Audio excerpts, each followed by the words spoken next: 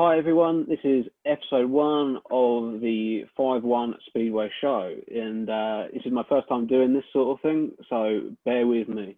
I'm so lucky to have a good friend of mine who I was a mechanic for last year, and had a good couple of road trips to Bellevue and Glasgow last year. Unfortunately, the season was cut short through injury last year, but he is a 4-time British Masters Champion, the youngest British Masters Champion, beating Joe Screen. He's also a 2-time European Grasstrack and long track champion. He's come 4th in the world long track, his highest position so far, and he's ridden for several clubs in British Speedway. It is the one and only James Shanes. Thanks for having me on. No worries, mate. It's glad you can do it. Glad you be the first one. Made me feel a bit more relaxed. Right then, so basically what we want to start with is how did you get involved in the grass track, which then obviously progressed onto your speedway career? My dad, he was racing for years, pretty much when the dinosaurs started. He was riding probably. No, he got me into it. It started off, I was obviously been going to meetings since I was probably about 3 months old. So not very old. It's been in my blood since then, and started off, mum and dad said there wasn't bike big enough for me. It was, being very small, it was quite difficult. And one day a kid came by on a real small bike and said, that bike's big enough. And I got one on my the Christmas before my 6th birthday. And yeah, we started from there. Dad took me out Boxing Day in my school shoes and a cycling helmet up and down the in a field somewhere. Can't remember where it was, but yeah, sensible shoes and helmet, obviously. Safety first, as always. Yes, that's good to hear. Yep. I was up and down in the lay-by until I was, blue. It was, cold day, and didn't want to stop. And it's all sort of progressed from there, really. And it's been a bit of a whirlwind in the last sort of 4 or 5 years, maybe. It's been a bit of a whirlwind. But, it's been enjoyable. Yeah, well, starting off at that really sort of fun age of just playing on bikes, really, and not having a care in the world. Fun times. Yeah. So I imagine you went through the Pee-wees back then, and then you sort of went through to the 125 to 250 sort of thing then. Yeah, I started off on a QR, like the Honda version of the Pee-wee. I don't think they make it anymore. Started off on that, and then progressed on to the KX60, KX 100 through the years. And then I went on to Honda 150 when they came out, and then onto the Jawas on the 250, and progressed from there.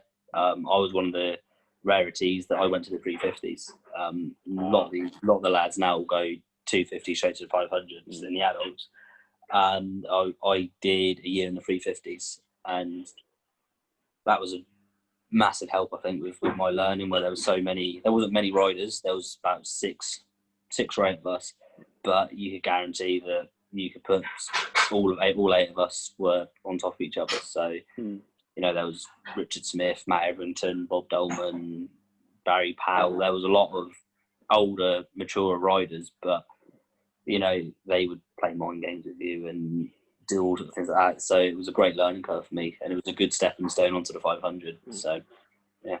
It kind of sounds like it bridged the gap, really, because now the 250 to 500 is literally the halfway point. I mean, when obviously I'm a bit older than you, and when I was riding, I went straight from 200 to 500. So I was unfortunately a couple of years too early for the 250s, and I was just coming out on the Jawas, which I think I didn't benefit myself, but by the sounds of it, it sounded on the grass especially. Did you ever do it on the Speedway 250s, or did you do grass? No, I went. Yeah, no, I never did that. I rode my grass bike with the 250 in. Mm-hmm. I never did Speedway on a 250. I was quite late to Speedway. Didn't really start Speedway properly until I finished my exams. Okay. They were very sort of strict on the fact I had to finish my exams, get qualifications before I even started Speedway. So, that's something that really, really doesn't sit well with me is people dropping out of school to ride. You need qualifications in life, and unfortunately you can't race forever. And if you're lucky ones that has made a good enough career, then happy days. But if you're not, if your season ends early through injury or whatever, you need to have something to fall back onto. And at the time, I hate mum and dad for making me, I just want to go ride my bike. Much I hate them making me, get my exams and get a place in college. Much I hate them for that.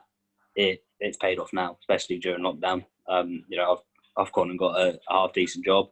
It pays well, and it means that I can still live a good life without racing. So, yeah. Even though it's, like you say, it's something that you've managed to fall back on, and like I say, fortunately this year, being the rubbish year it's been, I mean, you're one of the fortunate ones really who's managed to ride this year. But we'll come on to that in a bit later on. But so you went from the 250, the 350 up to the 500. So did you do that? Did you jump on the 500 grass bike when you were like 16 or 15, something like that? Was it?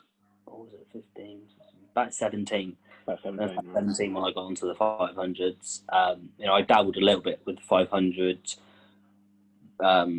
when I was on the 350 because Wimborne ran one of the Masters rounds, and when I was a club member, I was track reserve. So I dabbled a little bit on the 500s, but I didn't go to them properly till I was sort of 16, 17. Yeah, so then after that, then I suppose someone said to you, "Hey James, there's a speedway bike. You can turn left on the grass bike. Ever go at speedway?" type of thing, was it then? Yeah, it was Glenn Silver at Rye House. Had to be. And I can't remember his son's name now. Was it Andrew? Andrew Silver? Yeah, Andrew. Yeah. Back when they were at Rye House, I was there on my Grasstrack bike with Dad's old ABC 350. It was, he didn't want to get rid of, so we chucked it in the Grasstrack bike for me to rag around in the winter. And Len saw me, and he was like, wanted me to ride speedway, and I said, I haven't got a bike or anything. And it was at the time they had a hire bike, so all of a sudden, I'm wheeling around the corner with a 500 speedway bike, a can of methanol, and told, right, have a go and see what we can do. And that's where it started. I had to play around on that. Then said, give it time, get yourself a good bike, and we'll see what happens. So yeah, it kind of started me from playing around the Rye House, and kind of went from there. Yeah, well then that opportunity's obviously led to even more opportunities, hasn't it? By riding for several clubs, obviously having a long stint with Kent, wasn't it? But before that, I looked up and did a bit of research, as you do, saying that you had a bit of a spin out with Coventry, and then obviously you had a season with Devon, aka Plymouth. How are those sort of first couple of years at National League level for yourself? Difficult. Yeah, I did like the whole MDL thing with the Vikings. Yep. And that was, it was good. It was a steep learning curve for me, going from sort of, I can remember my first race, my first MDL race wasn't really an MDL race. I had Dan Greenwood, Ollie Greenwood, and someone else, and I was in the middle of the gate. Surprisingly, I made a start, which I'm not known for doing. And it was a steep learning curve for me, it really was. But got the hang of it quickly. Obviously, style had to change quite a lot from Grasstrack to speedway. There is quite a big style difference, and that's the hardest thing for me to overcome, was having to change my style. But we got over that, and then I rode for the Storms for a little while with Lawrence, and that was good fun. I had plenty of fun there, but probably one of the funnest memories I have was with Devon. Like the little Northern tour we did with Devon. Yeah. Was great. Riding with Richie Andrews, more so his dad. Everyone knows Gary. It was great fun. Plymouth was a good experience, and then to get put into the Premier League at the time was a massive step up. I can imagine it was. I had not very good bikes. They were sort of, proper bitsy bikes, just from what I had left round and second hand. Everything was second hand on it. Yeah. So to get chucked into the Premier League was a big jump, but enjoyed it thoroughly. It was chucked in the deep end and off we go. Exactly, and the only thing you can take from that those early days, really, if you especially get chucked into the top of the Premier League. Fortunately, it wasn't the elite league you got chucked into, because that would have been really trying to swim with the big boys. But even those early days, you can just, all you got to do is just take experience, isn't it? You know, Yeah. I mean, like I said, I mean, looking from my point of view at yourself, you know, every club you've ridden for, you've given it 110%. You know, and you've gained so much experience from it. I mean, just looking at your clubs, you've done, say, Coventry, Devon / Plymouth, Kent, Poole, Sheffield, Birmingham, Swindon, and there's a whole variety of tracks you've done there. Yeah. You know, and I mean, okay, you're used to the bigger 600 odd metre grass tracks and 1,000 long tracks, but you come to a tight technical track like Kent, you know, where I remember watching you go around there and absolutely flying around there. Yeah, You know, Kent was a tactical decision that year. I had a couple of offers on the table, and I was like, I don't like small slick tracks, so we kind of made the decision. We'll go to Kent. I've got to ride a small slick track, and being where it was and on a Monday, it worked really well coming back from Europe. So a lot of the time I was in Europe doing a grass track, and then I'd come back via Kent on the way and go home. So yeah, I enjoyed my time at Kent. They're a great club to ride for. You know, Len was an absolute amazing manager, and Chris Hunt was good as well. So you know, there was a great bunch of lads, and you know, it's great to see a lot of them are still going, or you know, progressed up through the leagues. Obviously, sadly, you know, some of them aren't with us now, but yeah. Yeah, I think that's just a luck of the draw. A lot of the riders, unfortunately. I mean, I know, obviously, again, me being an ex-rider as well, knows the financial side of it. I mean, obviously, I didn't go as high as National League, but you know, it is an expensive sport. But you know, especially with yourself, you're running two disciplines as well. You know, it's you're kind of split across two sort of areas, really. And like you said, you know, rushing around from being, I don't know, Germany on Saturday, Sunday, and then all of a sudden being at Kent on the Monday, you know, grass track bikes in the back of the van, speedway bikes back of the van. You know, I think I remember right. I went to one meeting. I was mechanicking with someone. I can't remember who it was. And you know, to delay the meeting, I think it was for you because you were running late or something like that. You know, it was funny stories like that sort of thing, which stick in the back of my mind anyway. But yeah. So moving on, you had two years at Kent, wasn't it? 2015, 2016 at Kent. Yeah, 2 years at Kent. They were great fun. Like you said, there was plenty of times of ferries been delayed, and I had good friend Ricky Pay mechanic for me one meeting, and we arrived, got the ferry was delayed, so I had the bike out in the line for the ferry, getting it ready for the meeting. I was getting changed on the way to the meeting, and told Ricky to be at the van ready for when I got there, to drop the bike out of the van, dropped it out, shut the footrest on. It got pushed straight up to the top of the hill. I went out for parade. Meanwhile, this is happening, I had every mechanic from the Kent team bring in toolbox, pit mats, everything in. Went out for the first race with just the pit mat in the pits. You know, having so many bikes in the back of the van, it was quite difficult to get everything out quickly. So I did that, and then you know the second bike didn't come out the back of the van. It just stayed in the back of there because luckily I didn't need it. But yeah, it was a mental meeting, and by the end of it, we sat down and it was like, yeah, not doing that again. Yeah.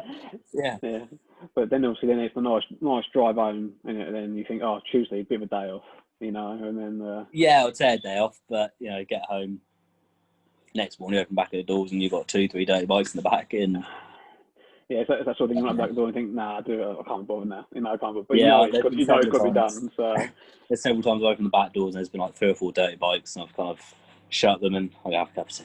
Yeah. Give me a minute. But so moving on from obviously riding at Kent and having 2 great seasons with Kent, that was your last sort of club you rode for until you went to Birmingham. Obviously, you rode nationally. Then you went to onto Poole in 2017, which obviously must have been a dream come true for yourself, because I know you told me before you only live half an hour away from the track, so it was literally a dream come true for yourself.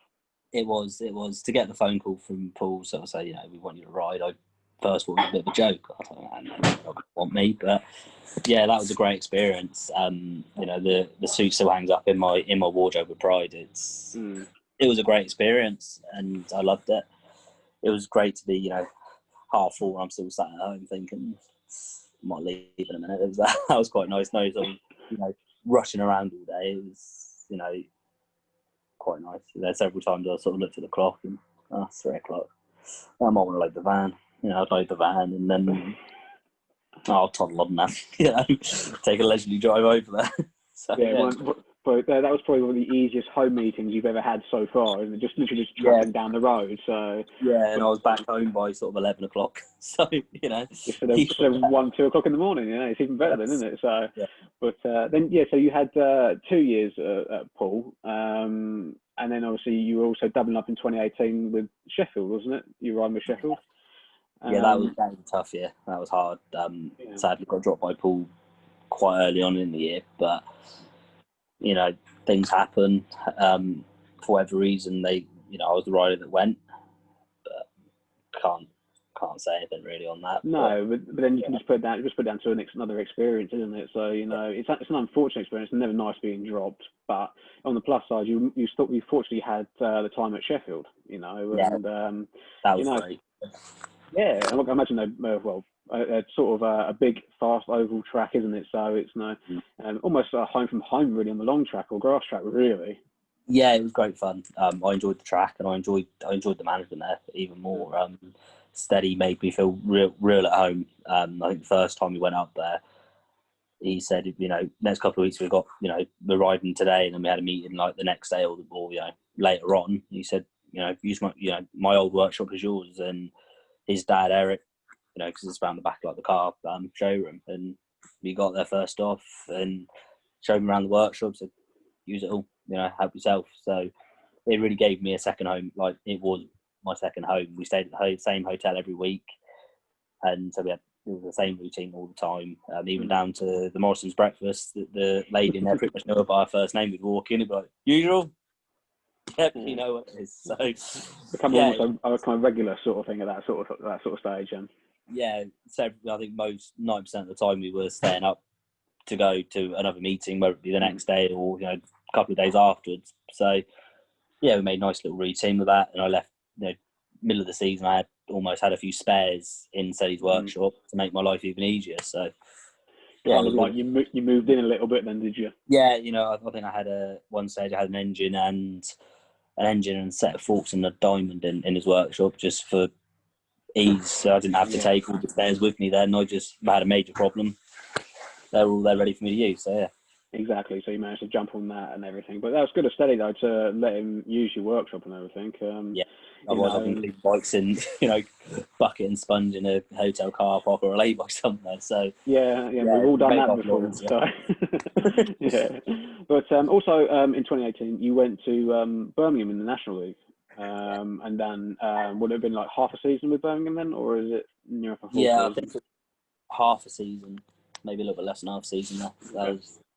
That was definitely a pick me up. I needed it after being dropped by Poole. I needed to have fun racing, and going to the National League gave me the fun. And to almost be back with Lawrence where it all started again, it was returning home. And Birmingham's track's an amazing track. It's a proper race track. You miss the start, it doesn't matter. You can pass. And where I was also sort of the more senior rider of the team, it was quite good helping. I had Leon. I helped Leon quite a lot, and some of the other young lads, giving the advice. And we was on 5-1, so I'd sit behind them and protect them a little bit. And so they got the race win, and they got pumped because they got the race win. It gave them the confidence to keep doing it. So it's all part of it. And I've thoroughly enjoyed my time in the National League with them a lot. Yeah, and then you're still with them up until what would have been the start of this year, really. I mean, obviously, before we move on to obviously moving up with Birmingham up to the championship and things like that, you had a spell with obviously Swindon last year. Yeah. Which was, I can imagine, again, it was a good sort of move for yourself. Get a bigger track. They hadn't changed the shape. It was only last year they changed the shape, wasn't it? Or was you there when they changed the shape? I was there when they changed it. I was my glory to fame. I was the first person to go out on the new track. We were there, and everyone was like, "Oh, I'm not sure about." It's like no one wants to go out first, and that turned around and said, "Oh, go on, I might as well. Someone's got to do it." Changing the grass track, you'll be used to it. It'll be fine. That was one of the comments that was made, and we went out, and it was good. It was good to be there. A lot of the mechanics were very helpful. So it was a good experience. Again, not too far away from home, so it was easy to get to. Yeah. And, quite local in the sense of tracks. So yeah, I enjoyed my time there. Yeah. Of course, I went up with you when you were up at Bellevue, Yeah. which was a fun night. But yeah, I mean, and then obviously then this year last year again you were with Birmingham doubling up. Unfortunately, your time with Swindon didn't last the whole season. No. But fortunately, you managed to have a solid year. I think I remember right from the year with Birmingham last year. Really. Yeah, it was a solid year, Birmingham. Loved it. Again, it's like being at home when I turn up there. I know everyone's all friendly, and they care. They care about you as a person, and it's just brilliant. The whole team was brilliant. They have Paco there. If you ever met Paco, he is just I don't really know what to call him. He's your proper Italian. He's flamboyant. He's funny. He's always up for a good time.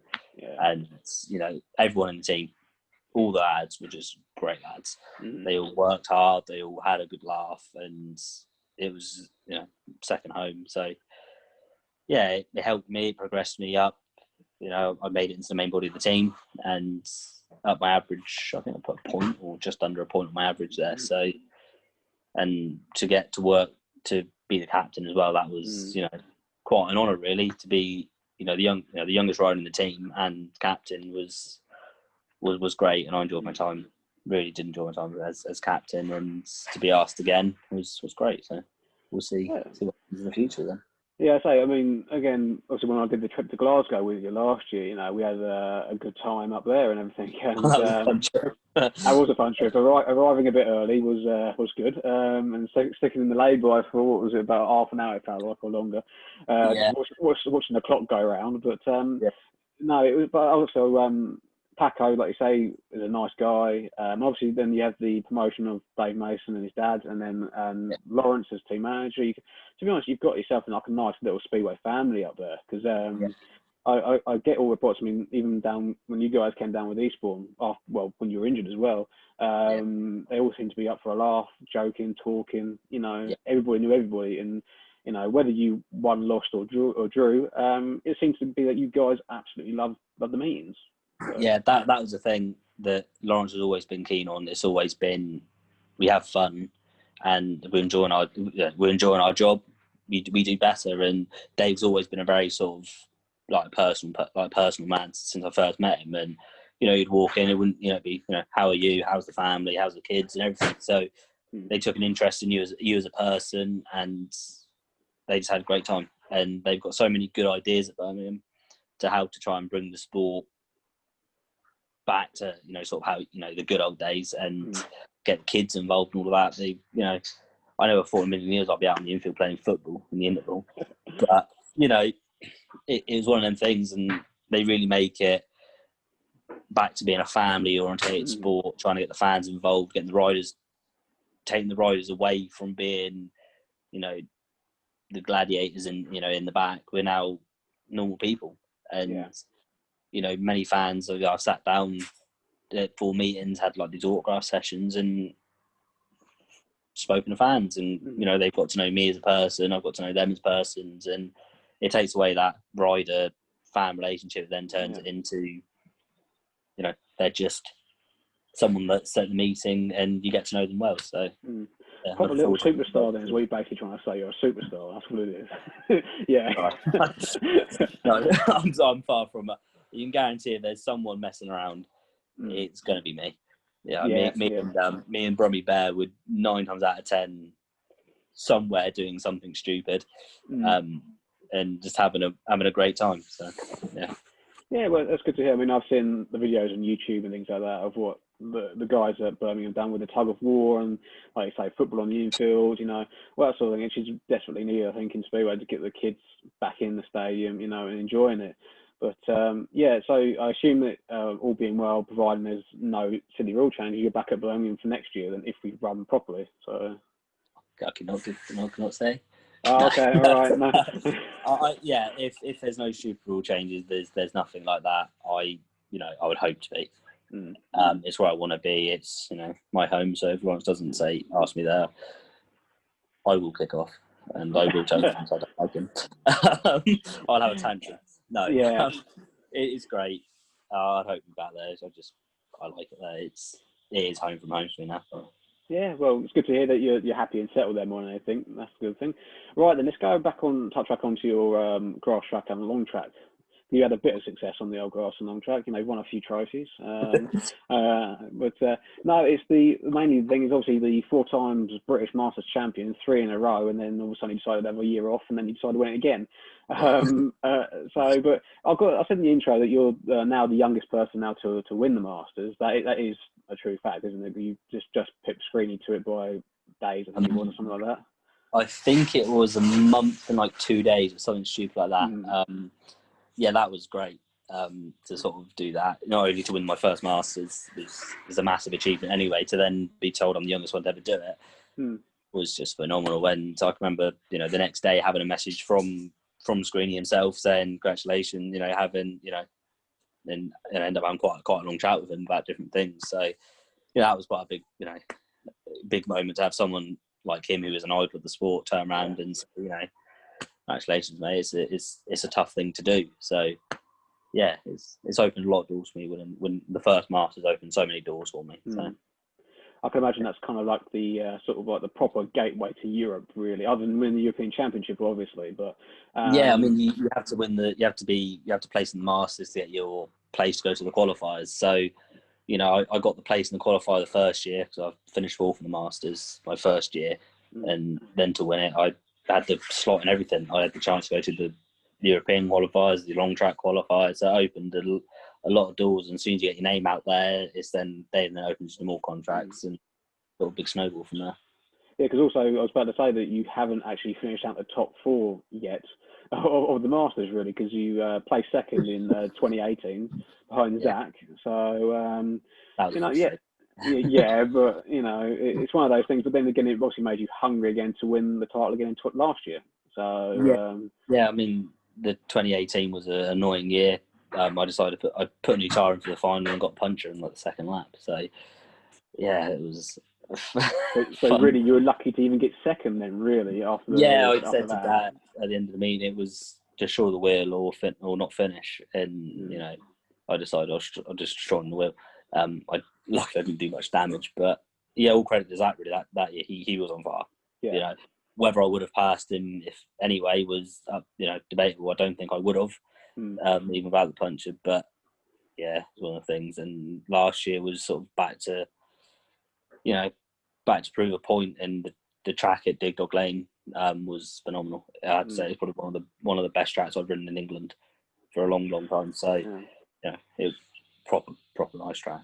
Yeah, because we were there to watch you and obviously cheer you on and everything. And that was the first time I've ever been to Dig Dog Lane, and it looked like a lovely track. Lovely track to ride. Obviously, one corner's flat and one's up a bank slightly.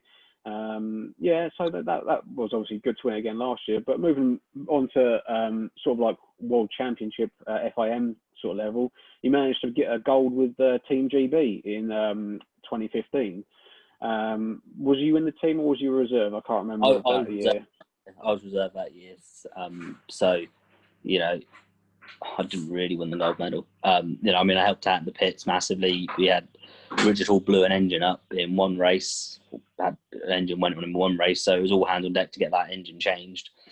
And he went out on his spare bike, and I was instructed to be sat on the bike ready if it was finished in time to get it out to Hawley. So you can imagine, Rich Tools got he's 6 foot, and there's me that's half the size of him trying, balancing on top of his bike just in case he needed it. And they didn't get it done in time for that race, but I got pushed off as there was like 20 seconds left on the clock, and by the time I got to the gate, it was shut. So I had to get someone to catch me so I didn't fall off. So it was great. It was great to be part of the team when that happened. But then a few years later, I managed to get the silver medal, which was Ed's. So yeah, that was a hard fought night for that one. So I can imagine you feel like you earned the silver medal more than you earned the gold medal first time round, then, really, being actually in the team. So yeah, being in the team and have it was a great experience. It really did. You know, Mitch gave me the chance to go out there to, you know, as a learning curve, to see what it's like to be at that level, like that level of event, and it gave me the chance to learn under no pressure. So, you know, it really did help me for when I made it to that level of event. It made it 10 times easier for me because I've already done it. So Yeah, because obviously that's going to be beneficial for when you come to the long track, which we'll touch on in a minute. But first, before we get to that, you managed to win the European Championship twice, which again is no mean feat. I mean, one of the times, which I think was the one over here, where you just scraped through into the final. You can kind of see where I'm going with this one. Unfortunately, I had the rerun because I think Yannick and someone else collided or something like that, if I remember rightly. And then you just flew at the start and away you went, really. So what's your sort of memories of that day then?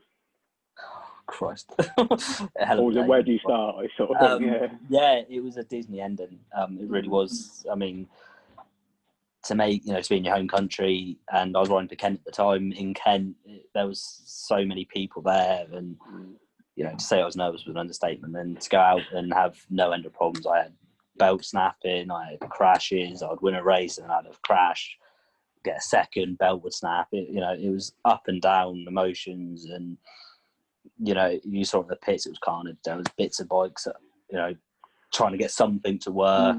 You know, several times I was around hidden out the way, you know, just having meltdowns left, right, and centre. To be honest with you, you know, even to the stage I had Roger come. I had one of my bikes on Roger Taylor's RTS on his stand. Oh yeah. One to the stage, I had to get someone to run over there to take the bike on the stand. Oh really? The first bike wasn't working. There was something wrong with it, so I just got thrown in the corner and go get the bike off Roger's stand. And you know, he came over and helped me put my head straight a little bit more, and went to the semi-final. And you know, top two from the B final go to the A final. So I was last into the B, got second in the A final, and I said to Dad, going for the gate pick, I want green. If I get the choice, green is first choice. And he said, you're not going to get first choice. You know, I'm last pick. That's not going to happen. You're going to end up with whatever's there. And went for my gate pick, and green was the gate. There it was, right in front of me. So I came back to the pits with a completely different attitude then, and was so excited that I had to go. I was given a second chance to do it. And first run of the final, made a good start. I think Yannick and one of the Trezes collided. Harsh decision on Yannick. Yeah, it was me. I would have put all of us back in. Perfect opportunity. His first corner. It was one of the things. So, you know, and rarely do you make the same start again in the rerun. But I made a better start, which was, you know, just amazing. So, you know, it was very long 4 laps. As you can imagine, you get sort of, you know, got to the third lap, and you know, things are starting. You know, you're starting to hear things. Things are rattling. You make a mistake here. You do this, and as soon as I crossed the line, it was just a complete release of emotions. I think on Bob's video, or one of the videos I've seen, you can hear me shouting. You know, Brilliant. It was just a pure emotion, and yeah, it was just an emotional day. And sat back at the end of the day in the van, and I sort of looked at Dad, and we looked at each other and just didn't say a word. Just looked at each other like, what have I just done? Like, I can't describe how I feel or anything. It was just a hell of a day. Yeah. Fortunately, it came good for you at the end, though. Like you say, you got that gate choice you wanted, and a second bite of the cherry at the rerun, and you just took it, which is great, because I imagine up to that point, that's probably the biggest thing that you would have probably won, would it be? Because it was before you got the gold medal, wasn't it, in the Team GB? Or was that the same year? No, I think that was the year after. The year after. I won the gold medal the year before I did that. I think I was second. I think I was second in the European final. First year I did that, and then so it must have been the year after I won the gold medals. Nonetheless, it was an stressful day. Probably one of my stressful days of your career so far. I haven't had many days like that, and I don't want many days like that. No, but then if you come out as a winner, then it's all been worth it at the end of the day. But then obviously you won it again. The way, which was the easiest way this time. That was a complete surreal day. Did practice, must have changed, you know, changed the sprocket after practice and did the meeting. No problems, no dramas. Before the final, Dad was like, oh, new tyre? Just turn it, be fine. It was just a complete different day, but, it was still, not many people have won it twice, and the goal is to win it. I think the most is 4. So the goal is to win it 4 times, obviously. So we've got a few more years ahead of me yet, so hopefully I can keep more in. So you've got a lot of time on your side, mate. So you've got, I think you've got that sort of thing in the bag. If you provide all luck's on your side, Hopefully. So, but no. Anyway, let's move on to the sort of like the long track sort of side of it. I mean, I've got sort of down here on my notes. You managed to get into it in 2017, and then obviously that was your debut year. You managed to finish 4th, which you must have been absolutely stoked with, really. Yeah, that was. There was no. It was. I was riding at the top of my game, really. It was a lot of new tracks, a lot of new stuff to get involved with. So it was great experience, really. Yeah, well, any of that sort of experience. I mean, I've never been. I mean, the closest I've been to a long track is when they had like at Tunbridge or somewhere like that. So I've not actually been to a proper German sandy long track type experience here. But from what you've told me in the past with some of the stadiums and everything, I mean, they must be absolutely going flat stick. I mean, sort of like how does that sort of compare to where you ride somewhere, I don't know, like at Sheffield? Is that like a complete different experience, or is that sort of like feels the same? It's a completely different experience. They have several meetings a year that are called the party grass tracks, and they're a party. Yeah. You go to Herxheim and it's German's Father's Day, and in the first year we did it when it was sunny, there was estimated about 30,000 people there, and Whoa. I could say probably about 29 of them were smashed at their faces. It was great fun, and then you go to sort of meetings like Marmont, which is like the day before Bastille Day. Oh yes, yeah. A public holiday, and the meeting is just a party. There's fireworks going off. Middle of the meeting, they stop the meeting. The interval's got a fireworks display. They've got yellow tapes because they've got laser shows going off, and where they're always at night. They've got people with air horns, and it's a completely different atmosphere. A lot of the meetings out there, so where they run one meeting a year, it turns into like the village party. A lot of the time they have like the village fete is the day before, or like the day, and then in the night they have the meeting. So it is great. I love it out there. I really do. Yeah, by the time you get a huge buzz off of it more than anything, I mean, if you, like I said, like anything, I mean, the equivalent to that probably is if you ride Speedway in Poland, that's the probably the equivalent sort of buzz you would get. But to have it in sort of like 2 or 3 countries, it must be an amazing feeling. But going back to the long track, you managed to win a round in 2017 at Inrum in Holland. I can imagine that was a huge relief also, managing to win your first GP. Obviously, you've not won since then. But, but then if you look at the fields that you've ridden against some top grass track, long track riders like the Treasury brothers. And did you ride against Eric Rissettle in one of those years, or was he stopped by then? No, he stopped. I think the year I got in was his. Yeah, I think he stopped the year before I got in. I think, but okay. Yeah, he's Martin Slinsky came in, Dimitri Berger, the Trez brothers, Kenneth Hansen. Now there's so many riders that are so good, and you can't have a bad round. Really, you can't. No. Especially with the new point system as well that they've introduced this year. You've got to be on all the time, and to go from like 1,000 meter, sort of like this year we're meant to go to Finland, so that's like a 12,000 meter lap, to then go to 1,200 meters. Yeah, 1,200 or 12. So hang on. 1,200 meter lap, and then go to sort of like Poland on things like 440, 490 meter track. It really tests the rider's ability to vary from such different tracks on different surfaces and day, night. It is quite a challenging series, and with just the variation in tracks and stuff. Yeah. I mean, because like I say, because you're mainly on the continent, I get the impression. Obviously, you can say yes or no, but they're mainly sort of like a sandy sort of track. Because there aren't some of them on like sort of like trotting tracks and and things like that. A lot of them in Germany are trotting tracks, but they vary from your proper like sand tracks to what they call silver sand, which is a very fine shady sand. Then you get some tracks that are shale, some that are grass, some that are on clay. So, you know, you can really vary what you ride on, and the order of the riders depends on where you go. You go to some tracks and, you know, you'll have the top three will be, you know, one way, and you'll go to a sand track and the final will be flipped on its head. You'll have the riders at the last and the final and now the winners. So, yeah, it does. Riding the corner does test your ability, because the styles have to change, and you know, you end up I've done 2 meetings in 2 days on, you know, one on a sand track and one on a clay track, so you have to really style just from day to day. So yeah, well then obviously it really does test sort of like your adaptability really on any surface. But no, but then obviously you had a go in, let's say, 2018 and 2019, and then obviously this year in the long track. Obviously, this year was a very shortened series. Was it 2 or 3 rounds you did this year, or was it just 2? Just 2 rounds. Yeah, because I know the last one was in Poland at Rzeszów, wasn't it? And I can't remember what the first round was. First one was at Morizet in France. Yeah. So how did you get on in sort of those 2 meetings then this year? I struggled. Obviously, been the first sort of time back on a bike since the accident. It was chucked in the deep end straight away.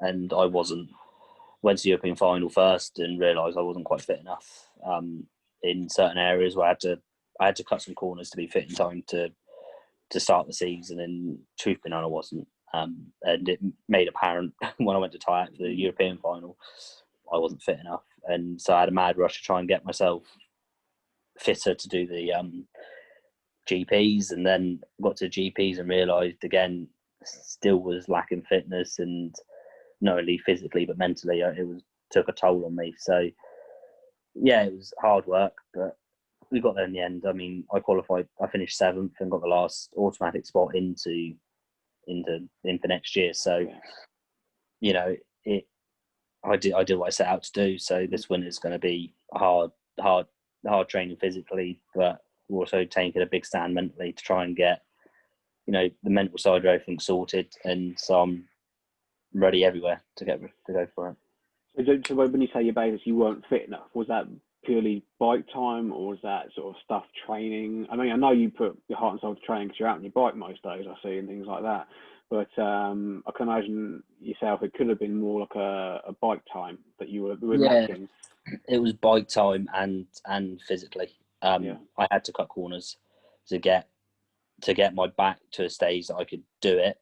I had to cut corners, and I spent so long trying to get my back and everything around there stabilized enough. I ended up having to, you know, my arms took a toll, my like cardio fitness took a toll, and yeah, it was hell. I got put back several weeks from, you know, my scars got infected, so I was put back sort of 2-3 weeks while my scars healed up, and then, you know, I was told by my physio I could go back training, and I took that to go back as hard as I possibly could, and then ended up damaging my shoulder from it. So I had another 2 weeks out over Christmas with my arm in a sling to recover from that. So there was a lot of like ups and downs in recovery and getting fit again. So yeah, it was always going to be a hard push anyway, because the doctors told me 18 months was a realistic time frame, and I told them I was going to do it in 5-6 months. So, but when they were like, no, listen to us. We know what we're talking about. The doctors at the hospital were very sceptical, but luckily my physio Tori I've been with for about 4 years now. Okay. That is, I'll give it a go. It's either going to be a massive success story or I'm going out of business. So, and you know, luckily for her, it was the first option. I know she's you know, told several sort of her clients about it, and has used it as, you know, something for her as a feather in her cap, because I couldn't have done it without her help really, and I couldn't have made it back to my fitness levels without help from Lauren. You know, literally picking me up off the floor several times, and you know, I run her at work that she had to get the job in the village pub, just in case. And there's times I rung her, and you know, I was stuck on the floor, or you know, I'd done something stupid, I couldn't get myself back up. And mum and dad, my 2 sisters, were all sort of working overtime behind the scenes just to try and keep, you know, to pick me up when I needed to be picked up. So yeah, it was hard, very hard. Yeah, so basically the whole backroom team, like you say, Lauren, your sisters, your mum, your dad, everyone has really just been, to quite a really weird phrase, but they'd be the backbone for you for this they have been. But I can also imagine things like, obviously the coronavirus, which has messed everything up this year, made it hard for you to train because you didn't know whether you were riding or not. And obviously, I think I saw maybe maybe like a month or so, something like that, roughly, that you had a practice before you even went on to do the European Championship, and then obviously the long track. So I guess that you probably felt good in the practice, but then when it came to the actual racing, that's when you really knew how you were going to perform. Yeah, I mean, I did I think I did about 3 speedway practices, and then I did probably 1 Grasstrack practice before I even went to the European finals. So yeah, obviously practicing is different. I did 4 or 5 laps as hard as I could go practicing, but there's always, practicing and racing, as you know, are 2 very different things. Yeah. So yeah, it was difficult, and felt great in practice. Had a few, I need to work on this, that, and the other. But as soon as I got racing, it was, Christ, I need to work on a lot more than I first thought. So in ways, the virus did me a good did me a favour. I mean, I could recover fully. There's now, no problems at all. Everything's recovered now. So, and I can set about training harder but more targeted to the things I actually need to train on now. So well, that's good to hear that you're near enough 100%. Obviously I'm a bit mental, but yeah. Well, like guys were saying, that's saying we're spirit riders. What do you expect? But no. But anyway, touching on obviously the injury was a big thing last year. Crashing at Enron, wasn't it? Last year. Was it the European Cycle final? You were the solo sort of bit in between sort of thing. But do you want to talk about that and just say in your words like how you sort of remember it and what really happened? I mean, I know people have probably seen the videos, but they'd like to hear it from your perspective more than anything. It was a bad weekend. It was a really, really bad weekend. It was the European final the day before. I got taken off in one of the qualifying heats. Ended up writing 1 bike off. So I then jumped on the spare bike. It then rained. And I mean, I was doing okay until the final. It was slightly downhill, started rolling in the wet. I couldn't stop and rolled into the tapes. So, I got chucked out of that. So that put, a terrible end to that meet, and then went to Enron again. I was having a good day until the final, and just an unfortunate racing incident. And, I remember hitting the floor. Can remember the accident. Remember hitting the floor. Sort of, I'm fine. Go take the goggles off, and passed out with the pain, and then woke up in an ambulance, surrounded by people, being told suspected broken ribs. That was the first. The first thing was suspected broken ribs and thumb, and I was right. That's fine. I can deal with that. That's no issue. And they took me to Groningen University Hospital. They had choice of 2, and they decided to take me to the University Hospital. And I remember having my X-ray done, and then being carted off. Rushed off into another room, strapped down, neck, into like the neck braces, being completely strapped down, and having everything sort of cut on, pulled off me, and sort of end up going 0 to 100 instantly. Didn't know what the hell was going on. All these doctors weren't speaking English to me, and then they told me when they said what the news was, it was horrifying, to be honest. You hear of people breaking their backs, and you never think, oh, it's not going to happen to me. I'm going to be lucky, and unfortunately, I wasn't.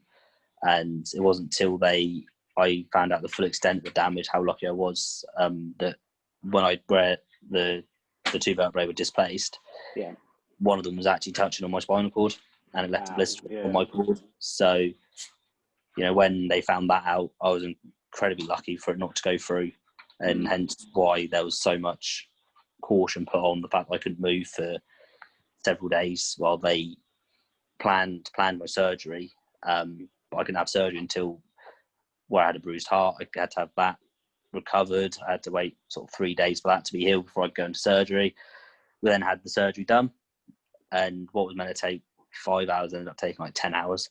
There was a few complications through it, and Mum and Lauren stayed out in Holland with me. We're told, right, 5 hours, we'll ring you after each stage, give you an update. And when it, 5 hours have passed, no phone call. And then they kept the neurological doctor come up and says there was a few complications. As you can imagine, they've gone up 100 full panic stations, but luckily it was nothing major. It was just one of the discs between the two vertebrae exploded, so it kind of made a mess. They had to pick up all the things to clear it out. So yeah. Well, I mean, you're lucky to just get away with probably that and have a successful surgery sort of thing more than anything. There's definitely complications. I mean, the doctors out there were amazing. I can't fault them one bit. No. The nurses were brilliant. The doctors were even better. So, yeah. Well, they did a great job more than anything. It's allowing you to continue really with riding more than anything. Moving on to something. Hopefully, we have a season next year. So, what's the sort of plans for yourself if we go racing sort of next year? Race hard, race fun. Stay safe. Try and stay injury free. And most importantly, just falling back love of riding. This has taken a massive toll on me, family, everyone involved. It's kind of taken a massive toll on not only the injury and then have the virus. Our whole lives have changed. I mean, I never thought in a million years I'll be working a normal job. Now I thought, all over the place racing, and it's the same for everyone. We've gone from having such busy lives, having, riding all the time, washing, cleaning, planning, all this sort of stuff is now non-existent. Yeah, exactly. Weekends are now sat at home twiddling our thumbs. All I've done, I've taken the engines out. Taking the engines out of the bike, and that's all I can do. Yeah, there's only so much polishing you can do. After a while. I tried my best to ride one bike for the meetings I did, and I think I rode one 3 times and one once.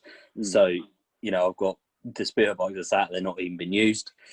The Grasstrack bike's hardly been used. There's one, one I might have to polish, do a little bit of polish, put some new stickers on it. But it's one of them things. But what can we do?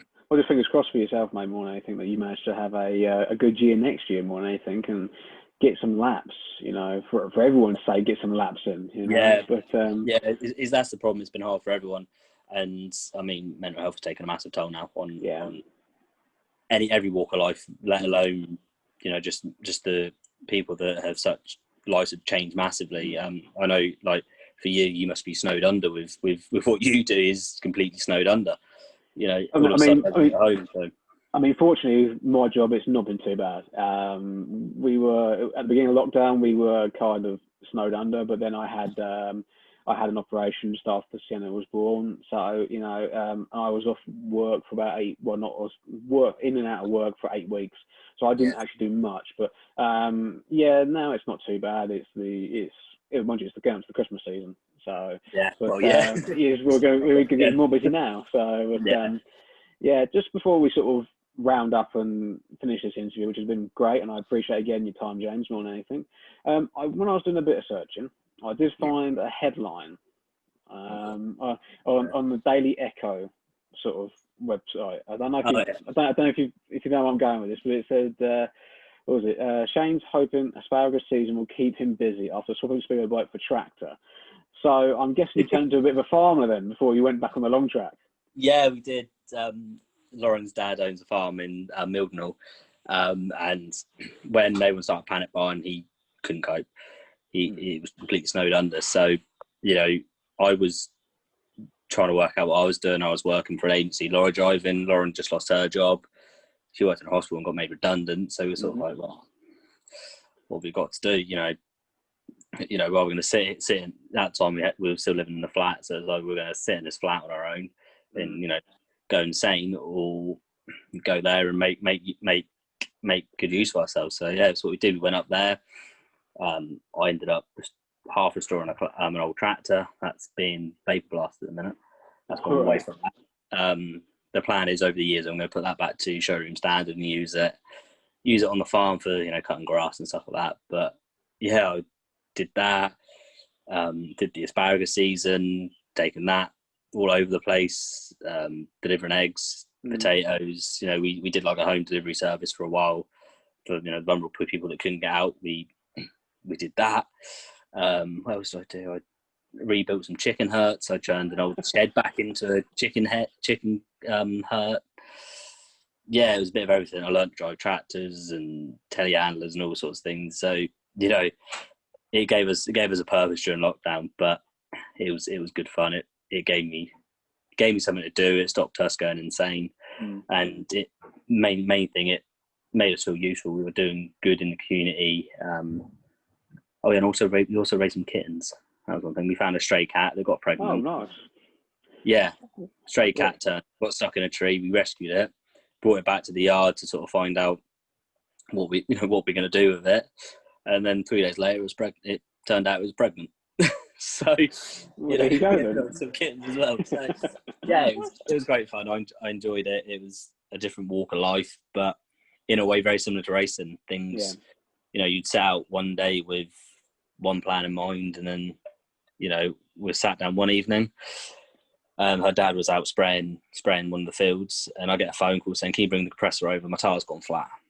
Oh, yeah, we jump in the truck, take the compressor over there, and I'm sort of looking at it, and it's sort of 6-7 o'clock at night. It's starting to get dark, and I was like, "That's not just a flat tire. That's you know, it's gone. It's a full puncture." So yeah, you know, take the tractor off, bring it back, then go the next morning with a truck full of pallets, a load of tools, and the telehandler to lift the tractor up, lift the sprayer up, take the wheel off it, and leave it in the field for a couple of days with one wheel on it while we repaired the wheel, and then bring it all back, and then take it all back to the yard. So yeah, it was things like that. Things were just changing left, right, and centre. You know, if you set out with a day on, got quite quiet day, something would go wrong, and as it always does, there's, you know, as I learn, it's the farming industry. Things go wrong.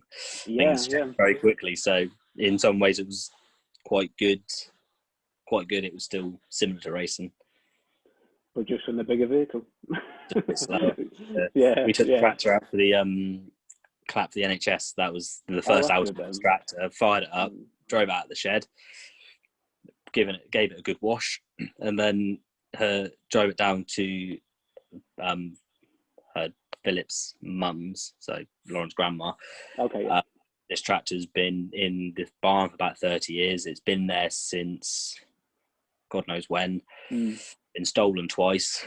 You know, nice. There's a big story behind this. So for her to see the tractor back out was quite good. And then I decided to take it down the road and drove up and down the village for the NHS thing. And it brought a lot of, you know, it's a very small village, so it brought a lot of enjoyment to the village. And then we ended up getting some of the people had, you know, some of the Americans had, you know, big muscle cars into this. So we ended up, you know, me on this tractor, these muscle cars and all sorts of things come out. So it made a quite a big event out of everything. So yeah, it was enjoyable. Well, that's good. Then it gives, like you said, the whole village something to look forward to, wouldn't it, when you're clapping for the NHS? But so anyway, we're going to wrap this up, James. Thank you again for your time, and hopefully myself and you will bump into each other next season. Either at a grass track, long track, or if I'm sparring for you again, I'll get a phone call saying, "Can you come help me, please?"